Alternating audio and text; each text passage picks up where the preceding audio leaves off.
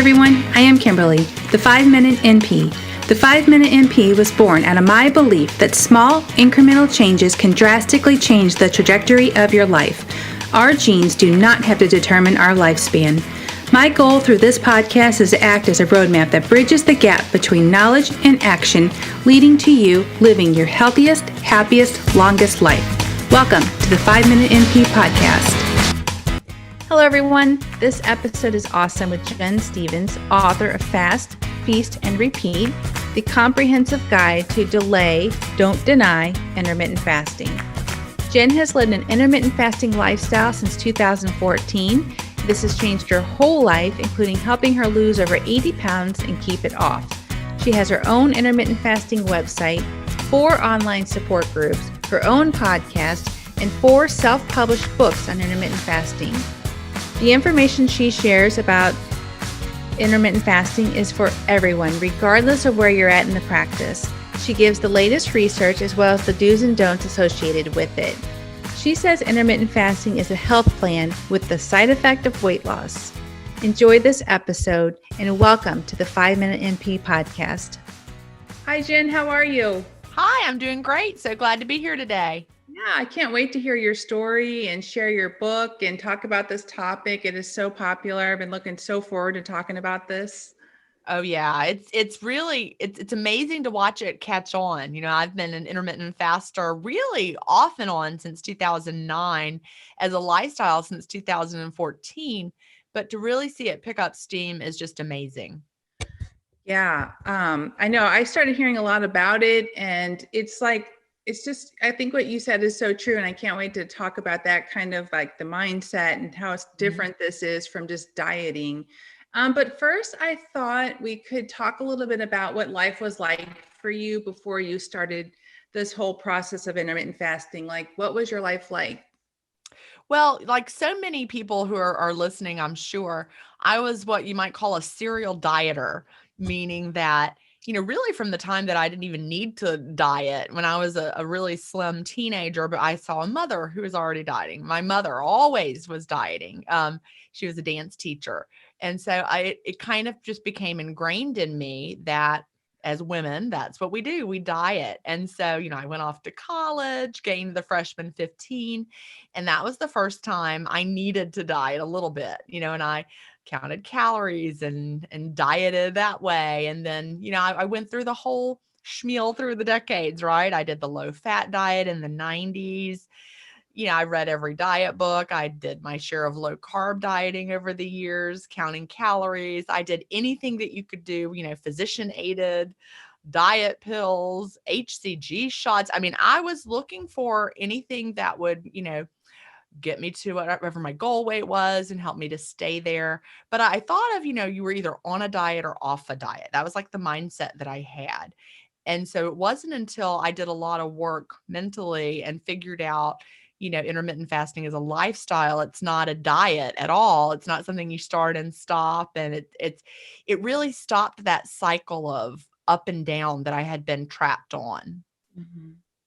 Had you, I think a lot of times I think about, our mindset where, we're just kind of going along living. And at some point we get so fed up, so tired of living a certain way that we're like, that's enough. I'm going to do something today. Did you have that kind of moment where you're like, that's it, I'm changing everything? Well, I had many of those over the decade, but I couldn't figure out, you know, what to change and what to do. You know, I have a doctorate in gifted education. I'm a, you know, smart person. I was successful in the rest of my life. So why was it so difficult for me to figure out the weight struggle? You know, I have a slim husband who was always slim, never struggled with his weight. He would just say, well, just eat a little bit less, move a little bit more. And I'm like, well, thank you. If only it were that easy. There actually was a period of time that I gave up completely for just a off and on, but more. I was giving up more than I was not giving up through the period of like 2012, 2013, 2014. And I just pretty much resigned myself to the fact that I was going to be overweight or obese the rest of my life. I got up to 210 pounds, in fact, and I'm 5'5", so that was definitely in the obese range for me. But then, we went on a family cruise in 2014, and I got off that cruise ship and I felt so terrible in my body. I looked at the photos from that cruise and I was like, is that really me? Am I that obese, overweight, middle-aged woman? I was in, my upper 40s at that time. And I was like, I had to struggle to climb the steps of the Mayan ruins, for example. The being physically active on the cruise was hard. Everything was uncomfortable. And I thought, you know what? This is not how I want to live the rest of my life. Just, yo-yoing up and down, but mostly up. I'm really tired of that. So I'm going to figure this out. And over the next year from that point forward, I did figure it out. Intermittent fasting became something that I really embraced. And for the first time ever, it stuck. And I hit my goal weight, my initial goal weight in the spring of 2015. At first, I wanted to lose 75 pounds. I went on to lose about 80 pounds overall. And I've maintained that loss since 2015 now. So That's awesome. that's what's so exciting. This is the first time, ever since that freshman home from college with that first diet I really did, ever since then, there's never been a time in my life where I was able to lose weight, keep it off, and stay in the same range like I have, thanks to intermittent fasting. So it's really been remarkable and so much freedom involved with that. Yeah. So how has intermittent fasting changed you as a person? Like, what has it done for you? Oh, so many ways, so many ways. First of all, it's changed my relationship with food completely. Mhm. There are no more good foods, bad foods. I'm not looking for a magical diet, like the magical way that I can eat whatever I want. And Yeah, yeah. I've found it. I do eat, quote, whatever I want. What's so fascinating is that whatever I want has really changed. The foods that appealed to me when I was obese and the foods that we did a lot of drive through, we ate at restaurants, I would buy convenience foods.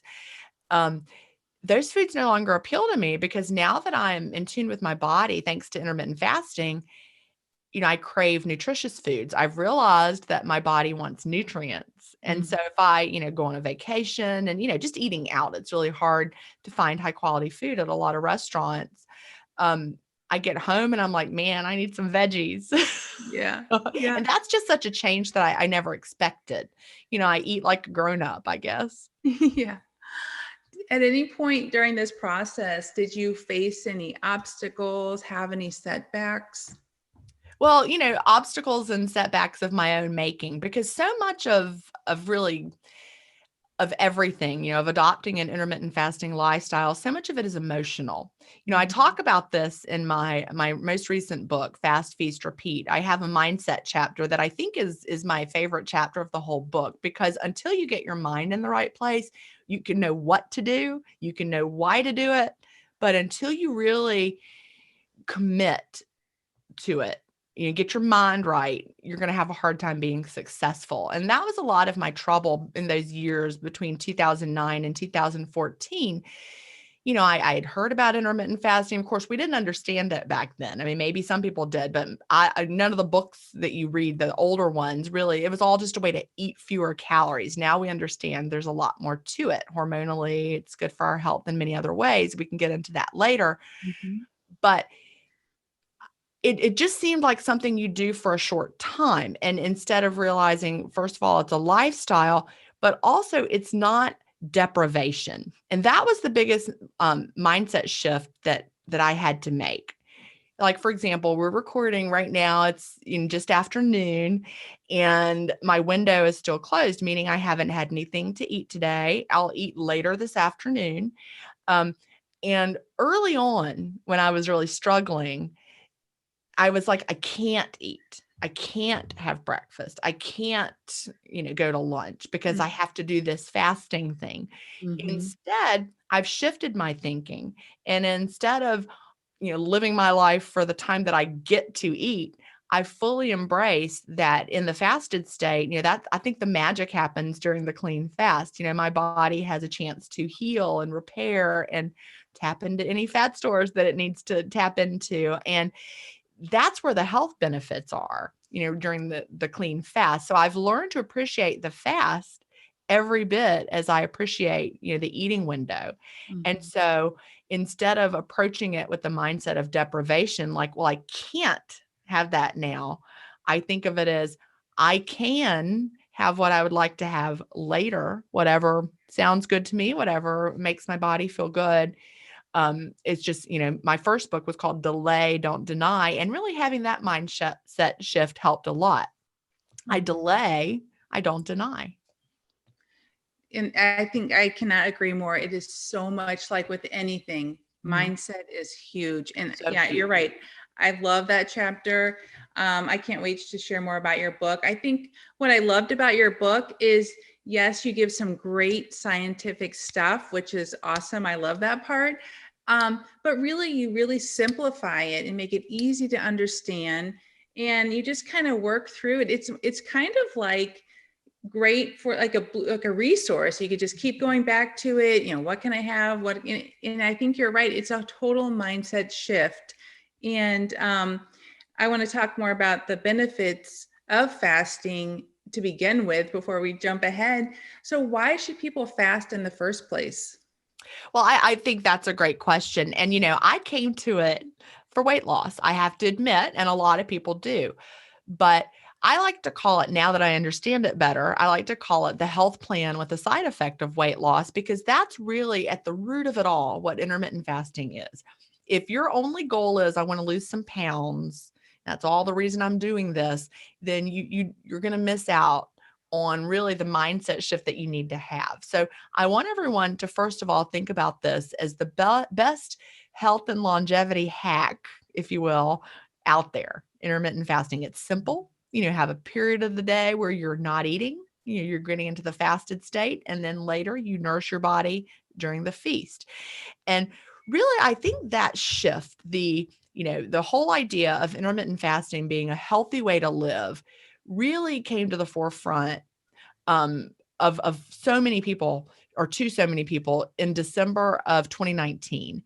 And that was when Dr. Mark Mattson had a fabulous review article in the New England Journal of Medicine. Did you see that one when it came out? Look it up. It's in the December 24th New England Journal of Medicine, and it's a review article of the health benefits of intermittent fasting, of all the literature that's out there. And what's really Yeah. Well, and I didn't talk about it in Fast Feast Repeat because my book I'd already finished writing it. So it was too late to put that in there. But I have another Mark Mattson article in there, but not the one that came out in 2019. But what was so exciting about that article coming out, first of all, the history of why he wrote it.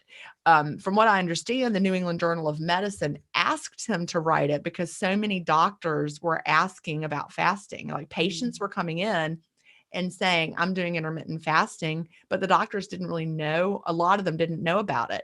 And so they wanted to have this resource available. So the New England Journal of Medicine asked him to write this article, for the demand of the doctors who wanted to read about it. So that's exciting right there. Because I really think it's been a grassroots movement from people finding it, telling others about it, and then bringing it to their doctors, who then look into it and say, oh, wait, this is really backed by good, solid science. It's a healthy way to live. The other thing that really excited me right after that article came out is that people, I have some very large Facebook support communities. People were joining the communities, and we asked them why are you interested in intermittent fasting? And people started to say, for the health benefits. And so, I really believe, there's a saying, so many people think that you have to lose weight to get healthy, but I actually believe you have to get healthy to lose weight. And they go together. And so intermittent fasting helps you to get healthy, and then you can lose the weight that you need to lose. So it helps with, I was reading through there and just the benefits, heart health, brain health, Yes. decreasing inflammation, cancer prevention, diabetes. I mean, you even talk about it in your book, how people have actually reversed diabetes. I mean, that's huge. It is huge. And just in my community, we have all sorts of people that, they'll share their A1C numbers, for example. They were fully in the diabetic range, and over the course of the months and the years that they've been doing intermittent fasting, now they're They have a normal A1C, which is amazing. Dr. Mark Mattson, who I talked about before, that wrote the article in the New England Journal of Medicine, he was a Johns Hopkins researcher, and he studies brain health. So, he looks at how it helps us, prevent Alzheimer's and, just have a youthful brain, which is very exciting. I want my brain to age well. Yeah. But, one thing I love that when you see these researchers who are researching it, they all live the lifestyle too. Not only do they study it, but they're so convinced that it's a healthy way to live that they adopt it for themselves. And I think that's pretty compelling when the top researchers are doing it. That Right. I'm going to do what they're doing. Right, exactly. I want to talk about insulin Okay. because, when people think of insulin, what do they think of? They think of diabetes. Right. So and injecting it. Yeah. And, I started to even, I went through school and all this good stuff, and still I didn't really think much about, well, yeah, you're eating all day long. You're having insulin all day long and you're gaining weight, it's like I kind of didn't put it all together, embarrassingly to say, until I read the obesity code. Right. And I read that book, not because I'm obese, but because I wanted to have a better understanding of it so that I could help others understand it, because it's huge. And once you kind of understand it, like I want you to kind of explain, you kind of realize this is why I shouldn't be doing this. And it kind of clicks. So I would love it if you would kind of talk about how insulin works for us, works against us, and kind of helps us. It can be detrimental to our health if we have too much. Right. And that's the key, because sometimes people get confused with insulin and they think, oh, insulin's bad. We don't want it. No. Yeah. We have to have it to live. But we need insulin. Insulin is not bad. What is bad is hyperinsulinemia.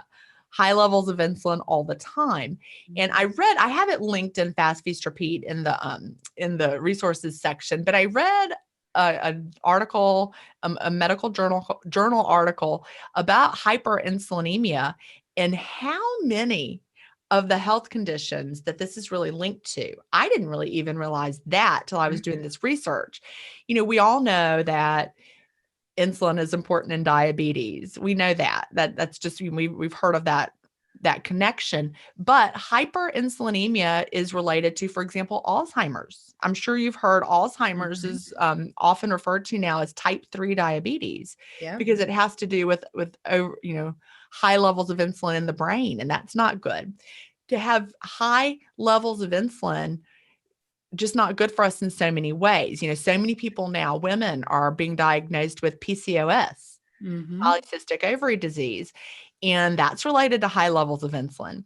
So I genuinely believe if we have really high levels of insulin all the time, it's going to cause some kind of problem. Maybe it's obesity for you. Maybe it's type 2 diabetes. Maybe it's Alzheimer's. Maybe it's PCOS. Maybe it's increased inflammation. But getting our levels of insulin down, and I also learned about that from the obesity code. That's where I had so many of my aha moments. That's really key. So why do we have this hyperinsulinemia all of a sudden? And that's so very interesting. And it's, why do we release insulin? Why does our pancreas release insulin? Well, it's in response to, to simplify it, and our blood glucose. If your blood glucose is high, you need insulin to bring that down. Insulin is the storage hormone. The problem is we are constantly signaling our pancreas that we need more insulin. How are we doing that? So many of us are not eating all the time, but we are drinking things that tells our brain to release the insulin. I think back to when I was obese, and really, even though I struggled with my weight for all those years, it wasn't until I started drinking, lattes all day long and always had a diet soda in my hand, right? All the time. So I was constantly sending the signal to my body that something sweet was coming in. Even if it was a 0-calorie diet soda, my brain tasted the sweetness from my tongue, and so sent the signal to my pancreas, we've got something sweet coming in. We're going to have blood glucose going up. We better release some insulin. Well, then of course my brain didn't understand that's a diet soda. There's no real glucose coming in. But in the meantime, it confuses our bodies. So, go to Costco or your big box store and look around the beverage aisle and see, there are hundreds of beverage options, at every gas station, everywhere you go, every vending machine. They're all flavored, they're sweetened, and we are like nursing them all day long. I Mhm. think back to myself, I really always had something flavored or sweetened within arm's reach all the time. And so I was constantly telling my body that I needed more insulin. And so what does that give you? That gives you insulin resistance over time. And anyone who has abdominal obesity, which I started to develop, I had a really big belly. and I'm pretty sure that's why. It's a sign of insulin resistance. Yeah, I like in the book how you actually talk about insulin being anti-fat burning. Right. And once you understand that it's against fat burning, you understand why you don't want to be releasing it all day long. Exactly. I And you mean, that, understand why you're so hungry when you're trying to do yeah, those low calorie diets where you're eating all day, because yeah. insulin keeps your body from really tapping into fat stores. It's a storage hormone. So when you have really high levels of insulin, you're in storing mode. So now you're trying to do a low calorie diet, eating 6 small meals a day, like we've been told to do, with your diet soda in your hand and you're counting your calories, but you're starving and you're so hungry. And you really, really are, because your body can't tap into your fat stores well. And so then your body sends you the signal, eat, eat, eat, because you are literally starving. And then it lowers your metabolism and it's a vicious cycle. But you're following the advice, you're doing what you think is the right thing to do, Right. and you're getting bigger and bigger. And I was trapped in that for so many years. Yeah, I love how you even talked about how, and so many people do this. You are forcing yourself to eat breakfast. You're forcing yourself to have snacks thinking you need it Mhm. when really you're better off not doing it.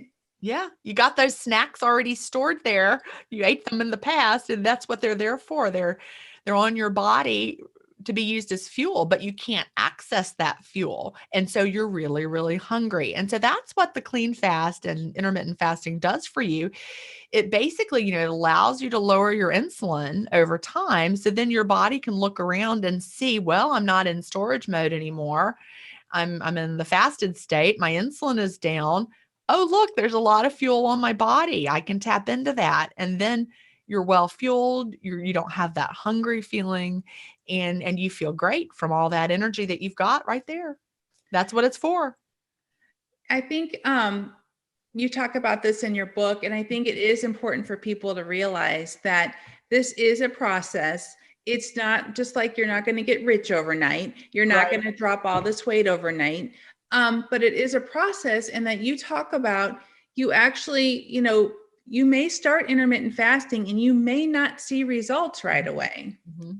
It takes Right. time, right, for your body to kind of go through those glycogen stores and get to that point where it does start burning fat for fuel, right? It's true. And really, you have to think about, a lot of it has to do with how long you've been struggling. If you've been Mhm. overweight or obese for a long period of time, your body has a lot more healing to do.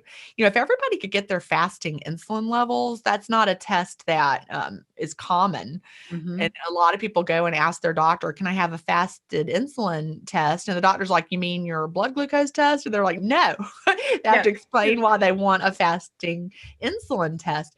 But get a fasted insulin test if you can talk your doctor into it, and see. I had one recently, and it was below 5, which is very low, and that's good.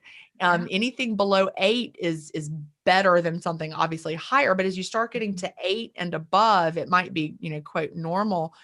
But if you start getting into the teens and beyond that, you've got a lot of insulin, and so you really are gonna need to bring that down over time. Mm. And so somebody who starts intermittent fasting and might have really high insulin levels on day 1, because your body's just been releasing insulin for all this time, more and more and more, and you have insulin resistance, it's gonna take time to reverse that. Yeah, I thought that was really important for people to realize that this is a process, It is. I found it interesting, and I thought you could touch on this a little bit. Why do we gain so much energy and mental clarity with Well, intermittent fasting? that's the beauty of it. And it's ketosis for one thing. We get into ketosis during the fast, and that confuses a lot of people who have never read about intermittent fasting, but they've heard of, the keto diet. They Yeah. might have a friend who's done the keto diet, or maybe a friend who was selling, a ketone drink, so they think Hmm. of ketones and ketosis as having to do with the low carb paradigm. But basically, ketosis is when our body is burning fat for fuel. So you can do that by taking in fat, like the keto diet, or you're eating a very high fat diet. And so your body takes the fat you're eating and turns that into ketones to fuel your brain. Hmm. Or you can do that through intermittent fasting, where you're fasting and your body has to tap into your own stored fat for fuel and turns those into ketones for your brain, because our brain loves to run on ketones. And Hmm. that's what gives you that great mental clarity and so much energy during the fasted state, because your body is well fueled. It's your brain, it's great energy for your brain, but Hmm. you're getting it from internal stores versus something that you're taking in.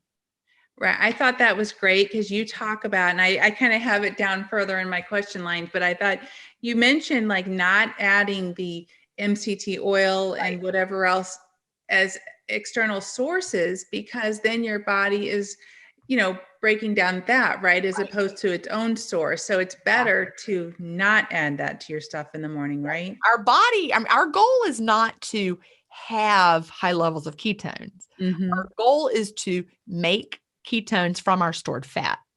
So, you could get it's kind of like the analogy of, if I sprayed myself down with somebody else's sweat and then thought that I worked out, I didn't. I had somebody else's sweat. They did the work. I'm just spraying it on myself, right? So I don't want to do that. I don't want to take in exogenous ketones that your friend is selling you because it will get you into ketosis. No, it gives you ketones because you drank them or something. And Yeah. you don't want to make ketones from a coffee mug full of MCT oil. You want to make it from that extra fat that you have on your belly or on your thighs. And that the process of ketosis from our stored body fat is what we want.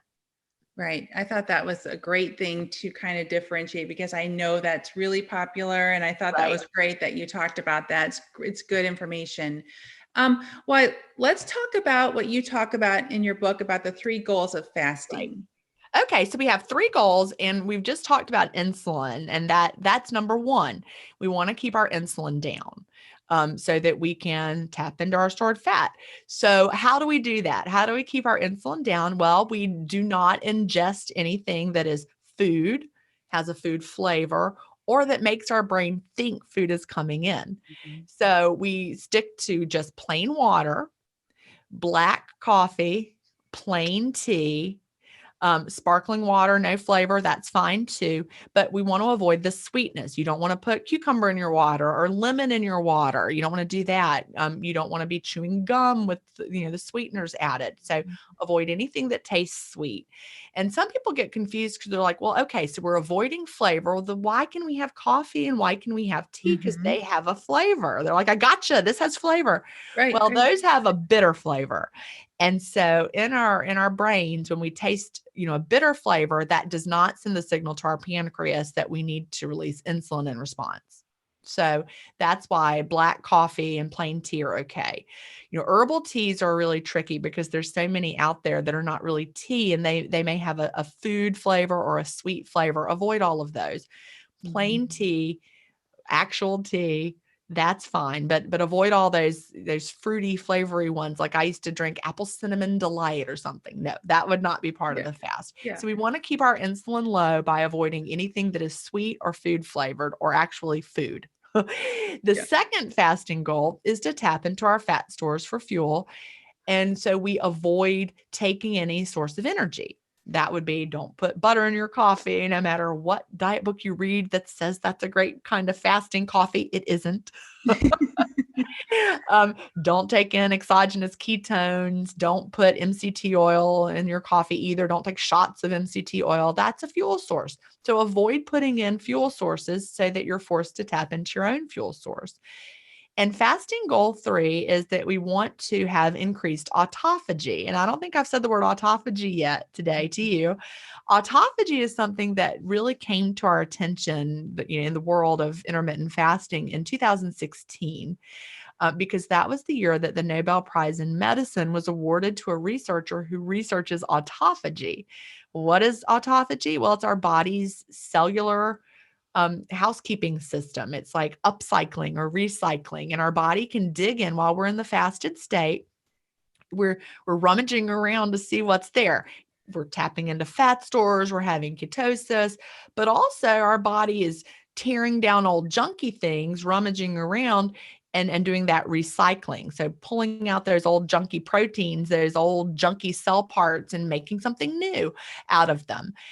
We have a lot of protein that gets recycled in our bodies. So to keep autophagy going strong, which is very linked to health and longevity, a lot of the problems of aging have to do with the fact that people have, decreased autophagy. So we want to upregulate it. So we avoid taking in any kind of protein during the fast. That's the fasting goal 3. So that means, if you hear about a bone broth fast or something, that's not what we're doing. Bone broth has protein. So avoid any kind of protein during the fast. That autophagy, I really started looking into that this past year, and it's amazing. It really is. Health benefits. But there's also, I was even getting confused with, okay, you have to fast this amount of time for this to ever kick in. Right. I mean, what are your thoughts on that?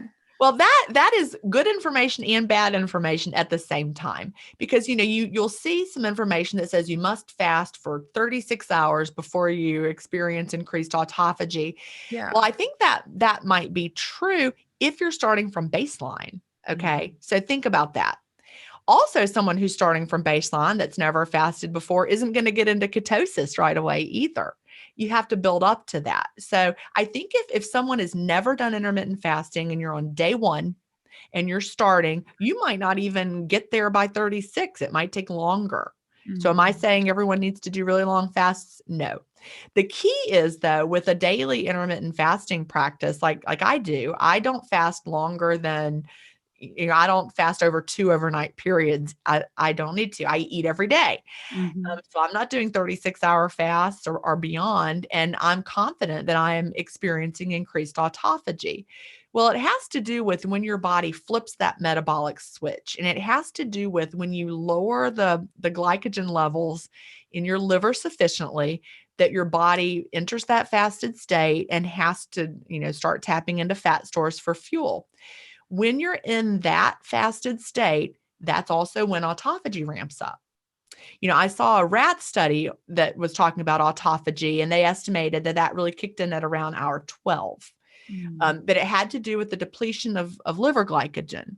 So with intermittent fasting, think about it like a big water tank. And every day during the fast, you let out a little bit of water of that water tank. And then during your eating window, you put some back in, but not as much as you took out. So then every day that level goes down a little bit more, and then it goes up, but not as much. So eventually you've drained out enough water out of that water tank, or glycogen out of your liver glycogen stores, that your body has to start tapping into stored fat for fuel. That's when you start getting into ketosis. And from what I've read, I believe that is when we experience the increased autophagy as well. So if you're starting on day 1, you're probably not going to have any increased autophagy for a while, but as you build up that fasting muscle, your body's going to learn how to do all of that. And I don't believe that our body would have this amazing self-cleaning mechanism and then require us to fast for, 36, 48 hours, because in the real, history of mankind, were people purposefully going without food for 36 hours? Right. No, they ate when food was available. And so our body wouldn't have an amazing self-cleaning mechanism and then require that you fast, for days and days to experience it. Well, there's also things that facilitate it, like you talk in the book, that Coffee, you said, facilitates autophagy, tea, and exercise. Right. Right.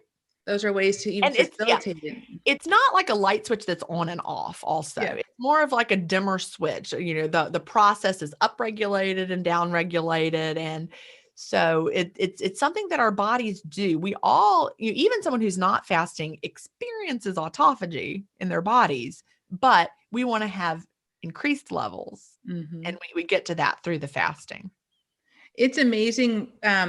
Just when people start to look into that a little more, you'll talk. I mean, I think you mentioned it about the recycling of skin. I mean, it's just an amazing process that everybody should try to learn more about. Absolutely. Well, let's talk about just something a little common, probably that you hear a lot. Does fasting cause muscle mass loss? Well, it over time, no. You've got to let your body adjust. At first, when you're not well fueled, let's say you've got really high insulin levels and you're not tapping into your fat stores efficiently, you're during the adjustment phase, it is possible that you might tap into some muscle loss at that point. But eventually, as your body becomes skilled with fasting and your body learns how to make that shift, think about it. Jason Fung has a beautiful analogy for that. Let's imagine it's cold and your power's out and you need to start a fire. Are you going to chop up your sofa and burn that? Or are you going to use the logs that you stored for just that purpose? And so our bodies are not stupid, as Jason Fung always says. We're not going to burn up valuable muscle tissue when we have fat stored in our body for the purpose of providing fuel to us. Mm-hmm. So the only time that you would have the problem is if you couldn't access that stored fuel on your body. Mm-hmm. And with the clean fast, you do start tapping into that stored fat. And so that's what it's there for. Mm-hmm. Your body is not going to use muscle mass when it can access the stored fat. But that's also why the clean fast is so important. Because you want to bring your insulin down so that you can tap into your stored fat. That's the key. I think if someone were, not fasting clean, not keeping their insulin down, they would have to worry maybe a little more about what fuel they're burning during the fast. But if your insulin is low because you're fasting clean and you've got plenty of fat on your body, you're going to tap into that. Okay, that makes sense. Mm-hmm. So when you talked about before yo-yo dieting, and you hear this a lot, I lost all this weight through the keto diet, I did all these great things, and now I hear it all the time. I've gained all my weight back. Mm-hmm. Why? In the book, you kind of talk about our bodies have a set point, and I thought you could touch on that a little bit. Is that what you mean? Is that why people kind of get back to that point? Well, it depends on why did they gain the weight back? All right. So if you're doing it through a food change, like for example, you mentioned the keto diet. Let's say someone does the keto diet and they lose a lot of weight and then they stop the keto diet and then they gain it back because they went back to the way they were eating before. That makes sense. That's what I always did through the years when I would change what I was eating. Like when I did the low fat diet in the 90s or low carb, whenever I tried that, or I'm trying to eat clean or whatever I was doing. As soon as I went back to eating normally, the weight came back. Right. Yeah. And so that's the thing about all those diet plans where you're changing what you eat. As soon as you go back to your old ways, you're going to get what you had before. But with intermittent fasting, it's very different because you choose whatever foods work for your body during your eating window. So maybe you're someone who doesn't do well with certain carbs. You realize that. And so you're like, okay, well, I'm just going to eat less of that over time. Mm-hmm. And you choose the foods that work well for you, but you don't stop doing intermittent fasting. So you don't gain the weight back. Now with low calorie dieting, on the flip side of that, without intermittent fasting, we've all done that over the years. We've all tried the low calorie dieting where we're eating frequently during the day. And we talked about how your insulin stays high, especially if you're eating little bits of food and you're drinking those diet sodas, your insulin's high, you're not well fueled. Well, that's when we know from research, for example, the Minnesota starvation experiment, which was a great study done in the middle of the 1900s, it had to do with how our bodies slow our metabolic rate in response to prolonged fuel deprivation. So their metabolism slowed down. It's your body trying to protect you. And so then you have the increased urge to binge, and that's exactly what they saw. And anyone who's done a low calorie diet for a long period of time has probably felt that. You're just like, I'm starving. And then you start overeating and you're like, what's wrong with me? Why am I so weak? And it's not you, it's the biology of what's happened in your body with all of that restriction. It's your body fighting back and wanting to protect you, because the low calorie diet is really starving you. And the difference with fasting is we are well fueled during the fast because we have the fuel on our bodies that we're able to tap into. So that's the real difference. You feel so good while you're fasting. You're well fueled, you have the mental clarity, your body doesn't feel like you're starving. So you're not getting the signal, that you need to binge. And, you experience what Dr. Burt Herring coined the phrase appetite correction. And that's when you feel in your eating window, like you've had enough to eat, you're satisfied, you don't need to keep eating and eating. You're in that point where you're in balance with how much food you should be eating. So with the metabolism, it actually increases when you short-term fast, right? As opposed, I thought I was like you were mentioning it, the longer you fast, it actually slows, right? Well, that's an interesting, we don't have data with real extended fasting that I'm aware of. I haven't seen a study on that, but there's a great study that I think is very instructive. And I refer to it in Fast, Feast, Repeat. And they did a study with people and they fasted them for 72 hours. So they measured their metabolic rate before they started. So they had a baseline metabolic rate level. And then as they were going through the fast, metabolic rate went up. And it kept going up. But then at a certain point in the fast, it started to go back down again. So by the time they got to hour 72, the metabolic rate was on a downward trajectory. Now, it was still higher than it had been at baseline. So metabolic rate went up and then it started to go down and it was on that downward trajectory. So what does that tell us? That tells us that eventually your body is going to perceive that nothing is coming in and it wants to protect you, even though you do have that, the fat stored on your body. Your body's like, oh, nothing's coming in. I do need to slow down a little bit. So at what point does that happen? Well, I have a hunch it's probably a different point for different people. But eventually, if you don't eat, your body is going to protect you and slow your metabolism down. But based on that information from that one study, we can see that those participants did see increased metabolism during the early parts of the fast. So I think that that's really instructive, and it can keep us from thinking, well, if a little fasting is good, then I'm just going to fast for weeks. I wouldn't do that. Dr. Joel Fuhrman has a book about fasting that he wrote a long time ago. I'm not really sure. It was one of the first books on fasting that I had.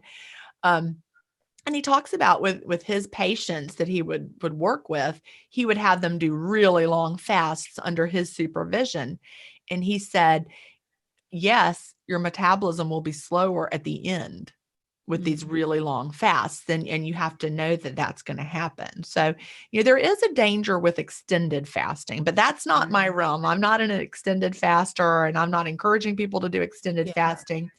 I think if you want to do, every now and then, a longer fast, but anything over 72 hours, I would really encourage you to do under a doctor's supervision and know that too much fasting for your body is going to have metabolic consequences. Even though intermittent fasting is amazing, it doesn't completely 100% protect you if you're also over restricting.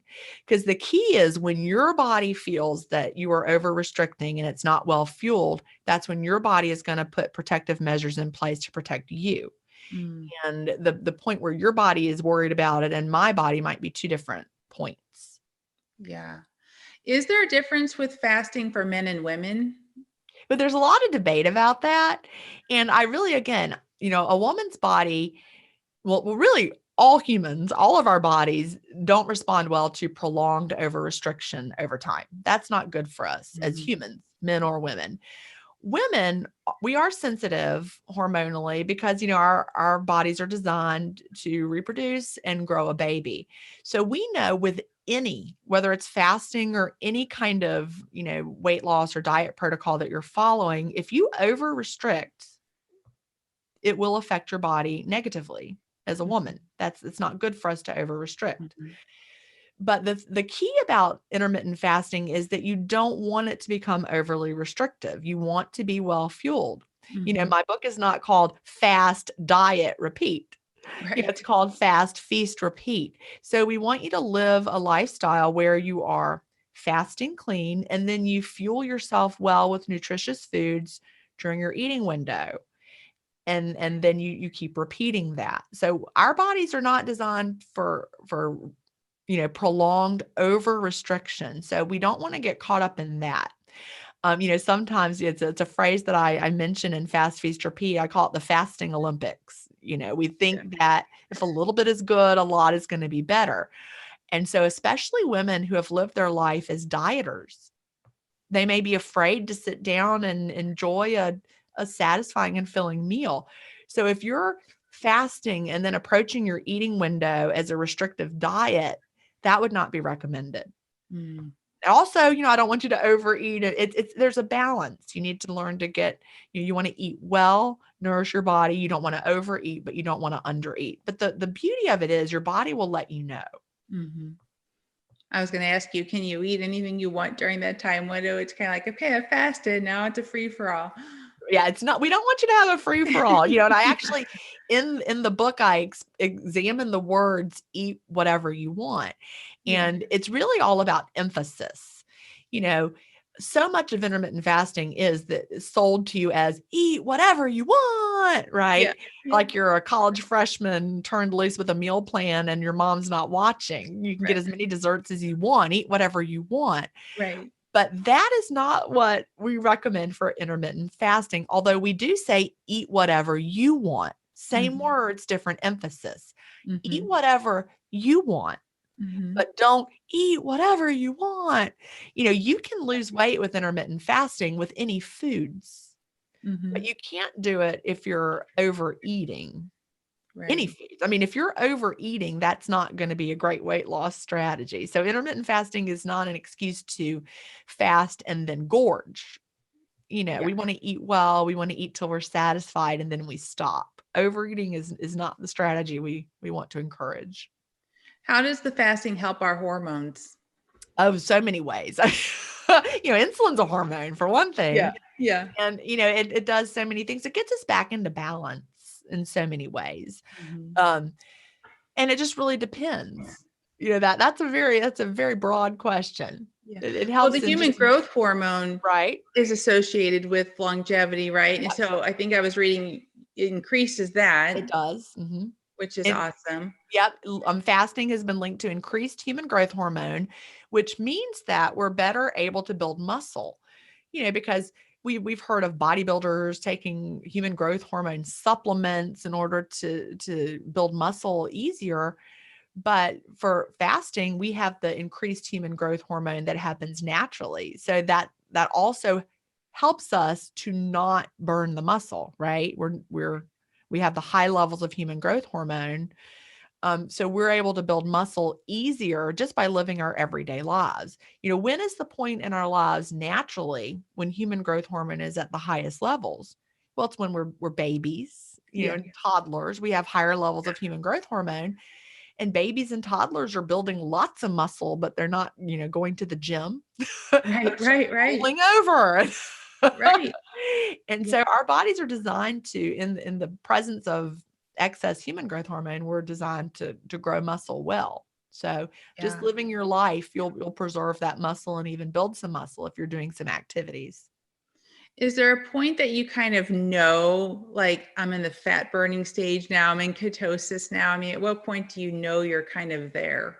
Well, I know the signs. I can feel it. And for people who are just starting out, once you start to, have increased energy during the fast, as you go later into the day, like when I pass noon and start getting to 1 or 2 o'clock, that's when my energy levels are really at their highest in that early afternoon, because I can tell I'm making ketones. I can tell on my breath as well. Like I know the signs. I know what it feels like for me.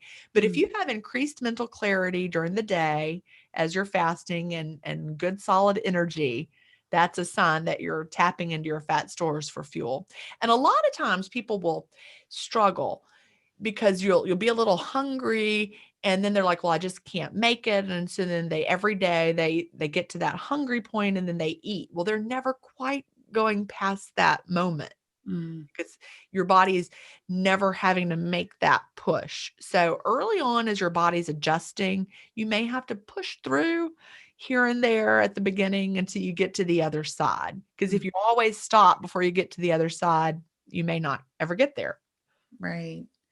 Um, Let me see. I was going to ask you one more thing about it. Oh, do you do the same thing? I think you were reading, and I thought it was important to mention it's okay to change up your time windows, and it's actually beneficial Oh, as yeah. far as your protocol you're following, right? Definitely. Our bodies like homeostasis. We like to stay the same.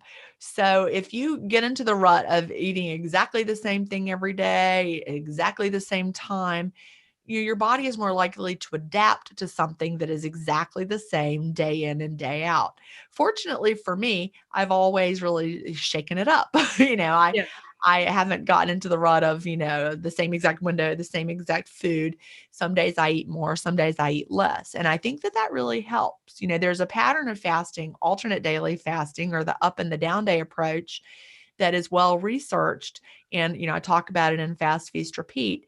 And it's almost like, I don't encourage people to count calories because that's such flawed science overall. Our bodies don't work like calorie calculators, but the up down day method or alternate daily fasting is kind of like a calorie cycling protocol where you eat less one day and then more the next day, the down days and the up days. Mhm. And that really is good for keeping that metabolism guessing.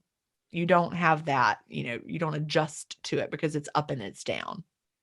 Well, you do a great job in your book on talking about all the different protocols, and you do a great job even like break it down, like if you're going to follow this one or do one, each, it's awesome information.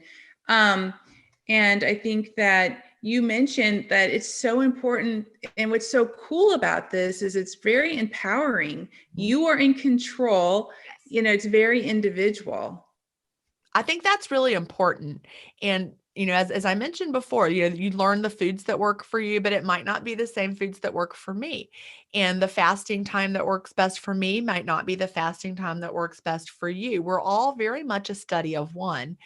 And so you're empowered. That's the word that I really want people to leave after reading my book, leave it with that idea that you're in charge. And from the very first page, I want people to be able to craft an intermittent fasting plan and eating plan that works for you. Mhm.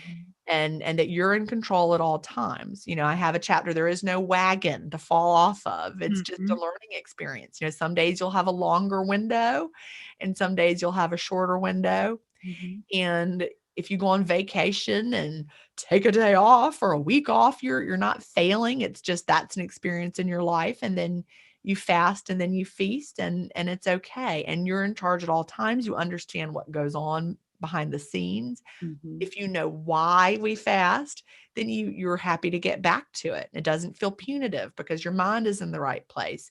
And so you're not punishing yourself. You're not responding to overeating by fasting more. Instead, you fast because it feels good and you eat because it feels good. Mhm. Speaking of falling off the wagon, say you have a little creamer in your coffee. Should you give up on the fast for that Well, day? you are not fasting. So How do that's you the thing. cheat that morning? There's Should no you give cheating. You up? can't cheat your body, Right, right? So right. there is no cheating. It's just you're fasting or you're not. So let's say you Yeah. wake up and you're having creamer in your coffee. You are now in the fed state because you're taking in fuel for your body. So you're now low calorie dieting, really. Okay. If you Okay. just are having coffee creamer all morning, you're keeping your insulin up, you're not tapping into your fat stores, and you're going to have all of the same responses that you would have from a low calorie diet. So just consider that, if you're having coffee with creamer, your window is open. And and don't say, oh, I'm failing. Well, no, you're just not fasting. You're either fasting clean or you're not fasting. And so if you want the benefits from the fast, you do have to fast. And I want you to fast clean. And once you understand why, again, you understand why we drink our coffee black, why it's important, you wouldn't want to risk losing those benefits over coffee with creamer. You can have that in your eating window if you want. You can have decaf with creamer after dinner at night, and it won't affect your sleep. You just delay it. Have your coffee the way you want it once your window is open. We're not asking you to give up anything you love.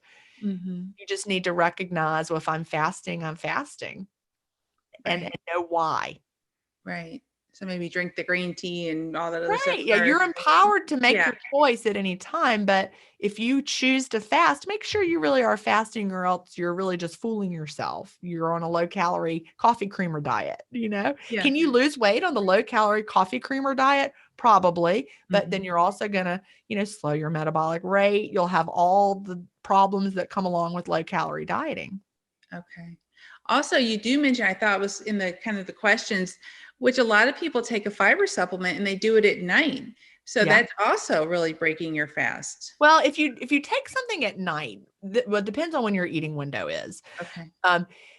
For example, let's say that I finish eating my dinner at 7 p.m.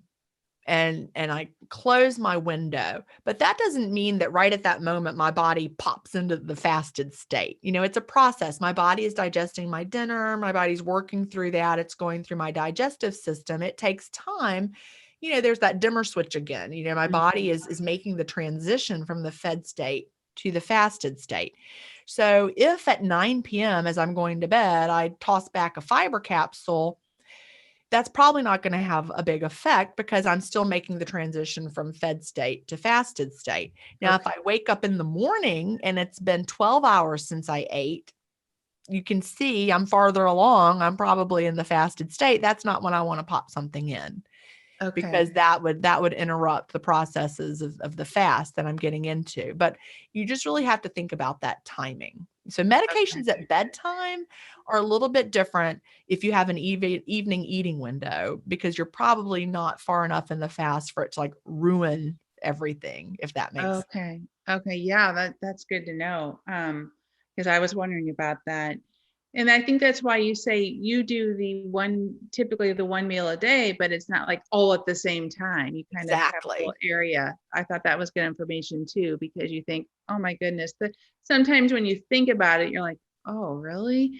Because part of the joy of life is eating. Right. I love to eat. Exactly. So it's not, so I felt like you really did a great job explaining. It's like, no, I still have this, or I still have that. I love that. Is it best to exercise, or is it optimal to exercise in the fasted state?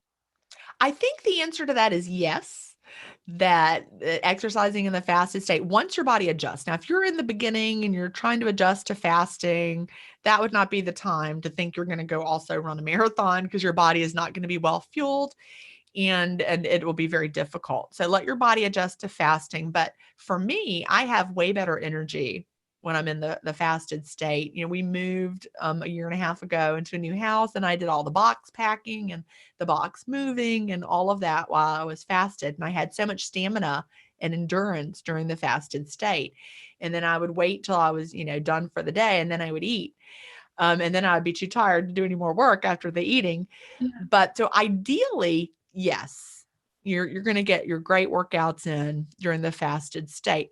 Now, one caveat, I don't want you to use that as an excuse not to exercise when it's convenient for you. So if you're somebody that, the time for your exercise is, you want to do something at 7 p.m. because that's the time of the day when you have it available, it's okay to exercise in the fed state as well. So don't, not do it just because of the timing.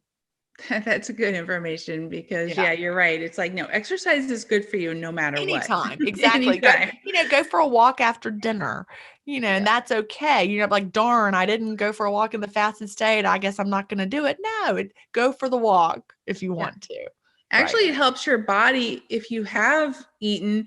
It helps your body if you get up and move after you eat. It helps your insulin. It helps your sugar regulation better as well. But, that's why I hesitate to say best, because the best time to exercise is the time that you can fit it into your day. Yeah, that's true. Who should not fast? That's a great question. You should not fast if you're pregnant. You should not fast if you're breastfeeding, and you should not fast if you have an eating disorder. You've been treated for an eating disorder. You should not fast on your own. I'm not going to tell you not to fast, but don't do it on your own. Work with your counselor. We've had a lot of people who struggled with perhaps binge eating disorder or something like that. And they found intermittent fasting actually calmed it down to the point that now they don't have that problem anymore. But you have to be cautious. So you want to have a counselor, kind of there supporting you that understands intermittent fasting and your specific eating disorder issues. So I don't want to say never, never, never, but do that with professional help. So pregnant and breastfeeding, never, never, never, but eating disorder, have some help along the way. Also, children and teens that are still developing physically, that would not be the time to put someone on an intermittent fasting protocol. There you may have a teenager who doesn't want to eat breakfast in the morning. They feel better without breakfast. Don't ever force them to eat, but don't say, hey, you're doing intermittent fasting. Let the teen, eat when they're hungry, when it's right for them. Because, we don't want to restrict while they're growing. Right. That's true. What about diabetics? I was kind of reading that the 5-2 method is actually good for diabetics, but is is that what you've read too? Really, all the methods are good for diabetics as long as you are really, watching what's happening. We actually see something that surprises people, because we talked about how A1C goes down over time. At the very beginning, you may see blood glucose actually higher during the fast. And that scares people because they're like, well, I just started fasting and now my blood glucose in the fasted state is higher than it was. Help. What's wrong? Why am I getting worse? And Dr. Fung has a wonderful blog post about that. And he explains that what's happening is, when you understand physiologically, you've got all this glycogen stored. You've got it stored all over the place, but a lot of it's stored in your liver. So when you're fasting, what's your liver going to do? It's going to empty out that stored glycogen. And where's the glycogen going to go? It's going to go into your bloodstream. So he says it's taking the blood glucose that was, or the glucose that was already stored in your body where it was hidden, but now you see it because it's in your blood. So it's not like, brand new blood glucose you never had or brand new glucose. It's just now you see it, it's in your blood. So that's part of the process. You want to clear out your liver glycogen over time, but you do have to watch and make sure you're not having dangerously high blood glucose levels. And that's why you need to work with your doctor. Ideally, you would have an endocrinologist or a physician who understands intermittent fasting, the long-term benefits, and how to get you there. You want to have a plan for managing your blood glucose highs and lows. What do you need to do? When do you time your medicine? How do you time that around the fast? And so, don't ask me how to time it. Talk to your doctor about it because they're the ones that can tell you what to do for your unique situation. But, there are endocrinologists out there who are prescribing intermittent fasting to their patients as a therapeutic approach. Dr. Jason Fung wrote a book, The Diabetes Code. Did you read The Diabetes Code? I just read the other one. Well, it's if you know anyone who is diabetic or anyone who's listening who is diabetic, I would start with the Diabetes Code. First read Fast, Feast, or Feed, then read the Diabetes Code to understand. Really, Jason Fung's whole premise with that book is we have been mistreating diabetes all along. Instead of treating diabetes as just, let's lower your blood glucose. That's the thing we see. Mm-hmm. Really what we want to do is get your insulin down over time. And we want to, stop putting so much glucose in. And that's where the fasting comes into play. Mm-hmm. During the fast, we're not putting it in and we're draining it out. And so over time, that's going to heal the problems that created the type 2 diabetes in the first place. Right. Get to the root cause of the Yeah. problem rather than just treating the problem. We see the high blood glucose, that's how you're diagnosed. I actually read a journal article not that long ago that said, do we have it all wrong? In diagnosing diabetes and prediabetes, by looking at the A1C. And the premise of this journal article was we need to start tracking the insulin levels because they're a predictor. When your fasted insulin levels go up, blood glucose over time is also going to start to go up. But the first thing that happens is the insulin starts to go up. When you still look healthy, your insulin's doing its job. It's keeping your blood glucose steady, but insulin's going up, up, up, up, up because you're not insulin resistant yet. But then over time, your body becomes insulin resistant and it no longer can control your blood glucose as well. And that's when we start seeing the A1Cs go up, the higher blood glucose levels. But we could have solved the problem early on if we had identified that the insulin was going up. So it's good for people to maybe request that in the beginning to find that out. That would be great to know. I definitely think that obesity is at an all-time high. It's over 40 something percent now in the US. Diabetes is an all-time high. So intermittent fasting is truly a lifesaver. It's a long game approach. And it's like you talk about, it's a mindset shift and a lifestyle change that improves every aspect of your life. Absolutely. I would not stop.